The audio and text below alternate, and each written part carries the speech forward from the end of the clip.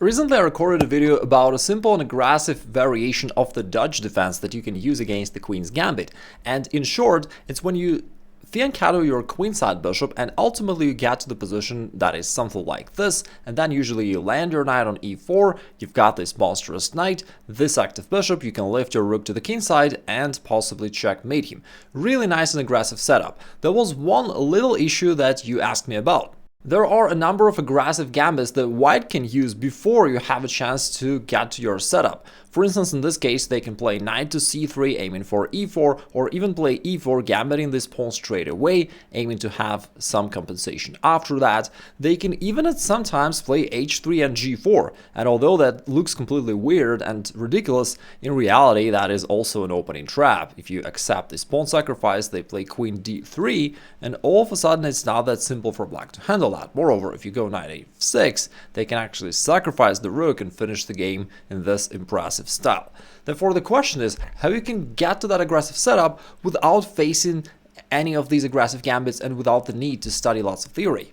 And the solution is, drumroll, pawn b6. Now I gave it two exclamation marks, certainly not for the objective strength of the move, but just because you get exactly what you want. And also it's a super universal opening. You can play it against any moves of white. Moreover, you can even play the same setup as white, having all the same, but also an extra tempo. Now after b6, they'll usually play c4, as that's what they do in the Queen's Gambit. Then you play bishop b7, you also take control of this square, so they can't add the third pawn to their center. They'll play knight c3, and now you play pawn e6. Notice that we delay playing f5, because as soon as you do this, you open up your king a little bit, giving them all these potentially aggressive ideas. Therefore, we delay this move. And for now, we just play all other moves of our setup, which we were going to play anyway. Now at this point, white is at the crossroad. They can play e4, and that move would ruin your setup. However, we have very nice aggressive plan against that I'll show you in a moment. If instead they play any developing move, not e4, but any other move, such as knight to f3 or bishop f4 or pawn a3 or basically whatever, then you get to the setup that you want. Moreover, after knight f3, you don't even have to play f5 straight away. You can first play bishop b4. Again, we delay that move, which weakens our position a little bit, and we play the other useful move. From here, the bishop pins the knight. Therefore, white will no longer be able to play pawn e4 because now the knight is pinned, meaning it does not effectively defend this square. You can just go ahead and take this pawn, and white is just down a pawn. Therefore, after bishop b4, they'll play something else, let's say bishop d2, and then you switch back to the Dutch defense, that Rubinstein variation that we know. After this, you just continue your setup, you play knight f6, you castle, usually you play pawn d6, you don't want to develop your knight here to obstruct your bishop, therefore we want to place it right here and keep this diagonal open. At some point, they'll usually play pawn a3, but we don't mind, we will go into trade-off anyway, because after this, you've got this juicy e4 square for your knight, and we're putting strong pressure all around. They'll be concerned with you capturing this bishop and doubling their pawns. They'll play something like queen c2, you play knight d7, now your development is complete, and you are ready for your middle game attack with something like this rook lift, adding this rook to your bishop, and together they can already generate some pretty strong threats. They're usually annoyed by the fact that you have this outpost knight on e4. They try to do something against it, such as knight to d2. However, that weakens these two squares, g5 and h4, and you can throw your queen out there into the attack straight away. Again, together with this bishop, we are creating really strong threats, and very often your opponents won't be able to find the right solution here, and they'll just go down quickly. For example, f3 is one of the common blunders, where they were hoping for you to trade off your knight one way or the other, but instead you just play queen takes c3 check. And after the king moves, you can win the game in a number of different ways, but the most effective and spectacular one is knight sacrifice, knight to g3 check. They have to accept this, but after that, rook lift actually finishes the game off, and they have no defense. Since I talked about that aggressive setup in my previous video, you can check it out for more details about that. And now let's focus on this move pawn e4, which turns it into a standalone opening in the English defense. What are we going to do against it? Now, we're not going to play f5 anymore. This time he's going to capture this pawn, and it's not what we want. Therefore, we switch our plan. What is our plan? It is to counterattack his center. At first, his advanced pawns look strong, but in reality, since most of his pieces are still on their starting squares, these pawns are far away from their pieces and they're not having sufficient defense. That's why we're going to take advantage of that and attack them. We still play bishop b4, our standard move, pinning the knight, and therefore creating the threat of bishop takes c4. Some of your opponents will even overlook it, because if they play something like knight f3, you can play bishop takes c4 straight away. By the way, you don't even have to trade on c3 like before capturing the pawn, because the knight is pinned, it can't move anyway, therefore you just go ahead and grab this. Now, of course, it's better for white to defend this pawn, and in most cases they're going to play bishop d3, the move which makes perfect sense. They're developing a bishop and protecting this pawn. And now you play the move f5 anyway, unexpectedly, but this time the purpose is different. This time we're trying to undermine their center and attack it.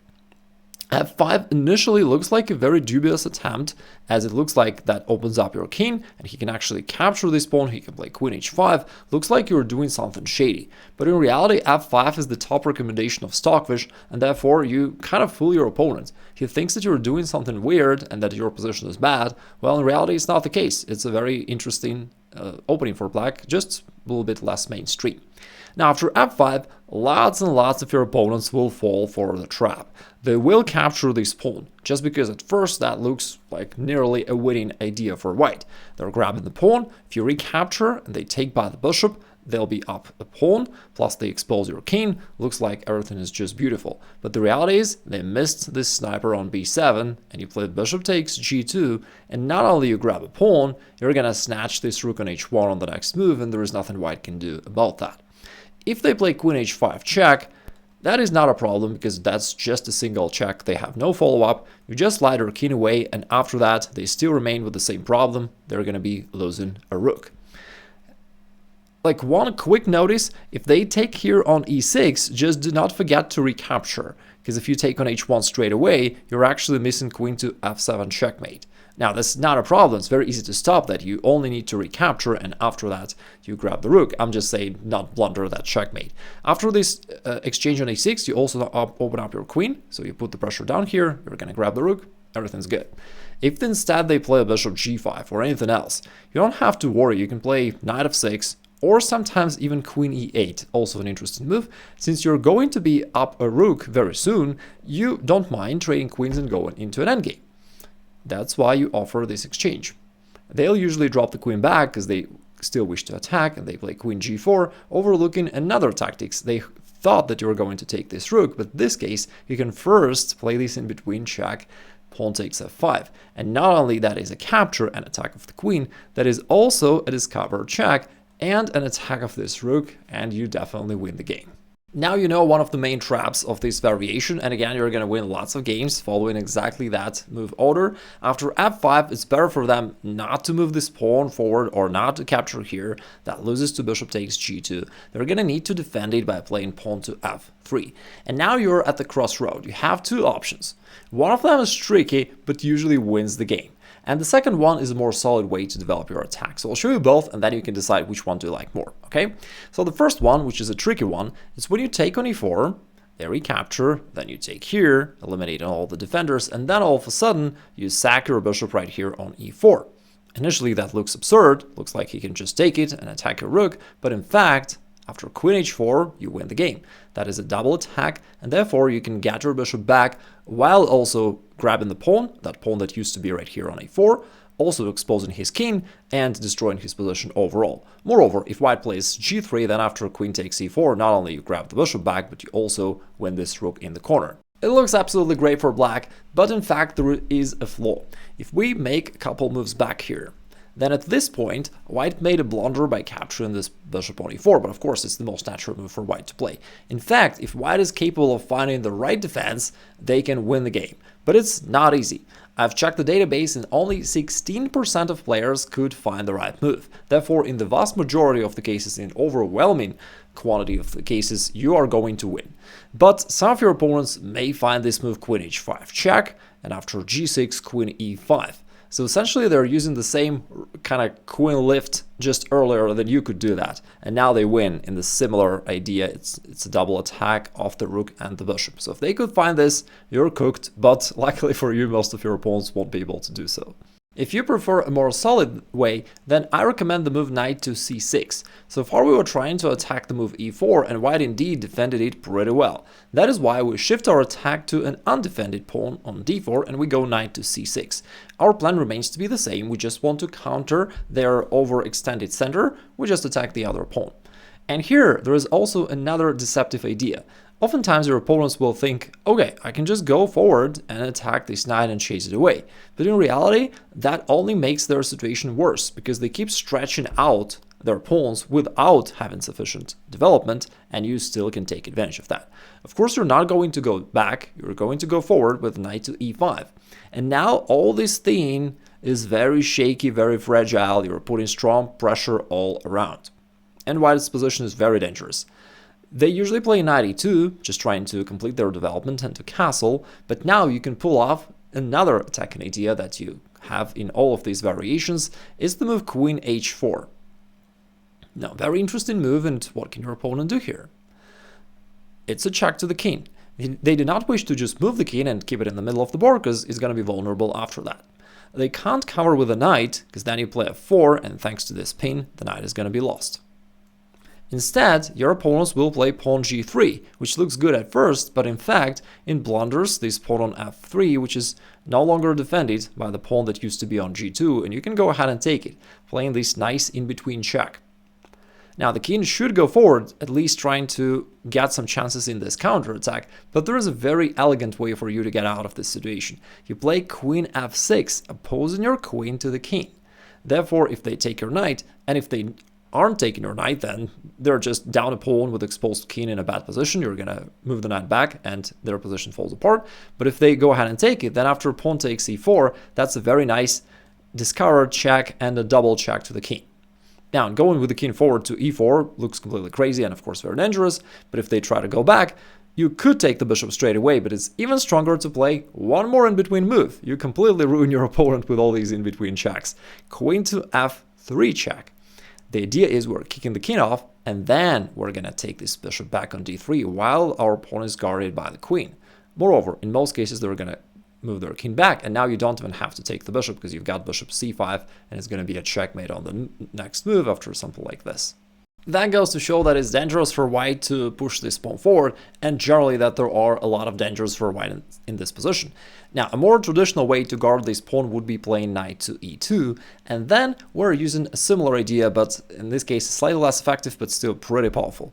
So we trade on e4 and we play queen h4 check. We take advantage of the fact that the king is still in the middle of the board, and we're not going to checkmate it straight away, but we just want to weaken their position. Notice that this knight can never move here, because that would drop this pawn on d4. The knight has to stand there. Therefore, they need to play g3. But now after queen h5, we can see that all this area around their king is very wide open and very weak, making it very shaky. In fact, Stockfish even goes crazy and considers, with all the seriousness, the move king to d2, which looks wild, but he wants to shift the king here, assuming that it is safer for the king to stay here rather than to castle kingside. But anyway, of course, that's totally crazy, and your opponents aren't going to play that move. They're going to castle, and then you play knight f6. And at the moment, their position looks fine, but it's so dangerous that they're walking on a broken glass. What can they really do? Knight g4 possibly is coming threatening mate. They can't ever move this knight, because if they do so, you're going to trade queens and then pick up this weak pawn on d4, and after this, their position falls apart. They only are left with a number of weaknesses and down a pawn. What else can they do? We already know that d5 is usually dangerous, because that only helps your knight to go forward, attack this bishop, put pressure here, here. Also, you've got this new idea, bishop c5 check. Again, looks very risky for white to play that. In one game, white played pawn e5, hoping to chase this knight away, but black sacked the knight on e5 this time, and after pawn takes, they played bishop c5. Really, really nice. Black capitalizes on the fact that they still have this other bishop controlling this diagonal, therefore white has a really hard time covering from this check. They played rook f2, but now queen f3 is a beautiful way to finish the game.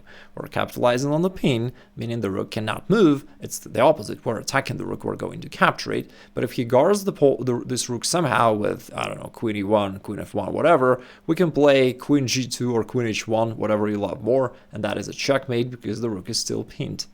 If you missed my first video about that aggressive setup of the Dutch defense, check it out right here. And if you want to learn how to find those attack moves and combinations in your own games, check out this free masterclass by clicking the link up there, and I'll talk to you soon.